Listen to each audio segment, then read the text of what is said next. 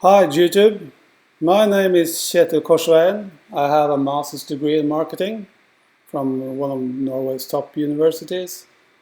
I have 18 years experience in working with sales and marketing within the IT industry.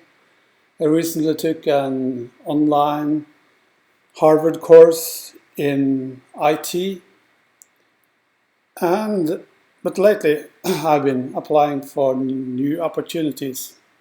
So I did like everybody else does. I went to the online job post listings and sent out applications. I sent out like 50 or 70 applications, got like 3 or 4 interviews, didn't get any job offerings, so I wouldn't say it was really successful. But then I thought I would follow my own advice and do something else, and that is using my network. And I thought I'd start out with LinkedIn because that was easy. And on LinkedIn, this is what is normal for a guy like me. It's like you got 3, 5, 5, 4, 3, 2.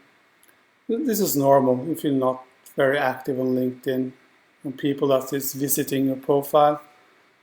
But then it jumped to 6, and then 39, and the week after that, this week, 45. So what is happening here? What did I do? Well, first off, let's look at LinkedIn as a social media. And like every social media, they have a feed. And on the feed, people sharing all kinds of stuff. Some things interesting, some things less interesting. And they get like 5 likes, 6, 3, and that's quite normal. 4. And usually there's people working in a company or their close friends or colleagues that is liking their postings. But each time you go into LinkedIn, your feed will change and you'll see new things. And like on every web page, the most important things are on the left, upper left. Then the middle, this is the feed. And then the lesser important things are on the right side and down the page. The more down the page you are, it's less important, it's less likely that anyone's going to see it. So I did something different. And this is one of the rules of persuasion, and it's focus. And focus is getting attention. And to get attention on social media, people need to see you. So instead of doing like some people do, like go in on LinkedIn like 1 time a day, maybe a few times a week, posting, hey everybody, looking for new opportunities, stuff like that. I did something else. I automated it by using Socialpilot to automate the postings on LinkedIn. And here you can choose how many times a day your post is going to be posted, and for how many days. You can use it for LinkedIn, Twitter, Facebook, and maybe other social media too. I haven't looked into that. So I'm not going to show you how the software works, but this is what it does. Like today, it's going to post this post on 10/16 because Socialpilot knows that's the time where it's likely to get most clicks in my region, in my country. I'm going to post it again at 22/16. Then there's been no posting in the weekend because people aren't using LinkedIn in the weekend. LinkedIn is for work. But then it's going to post it again on Monday at 10/18 this time. And it's been working really great. Now people are calling me for interviews, and companies are contacting me. People are sending me tips, so you should contact that person, you should contact that company because they're looking for people like you. So what I basically did, I used my knowledge in marketing to start marketing myself.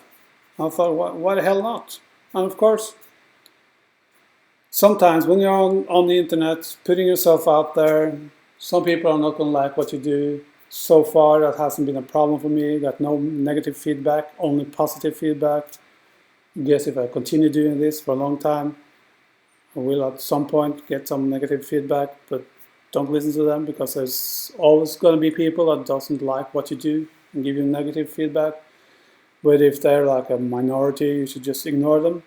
So the proof is right here in who has watched your profile on LinkedIn.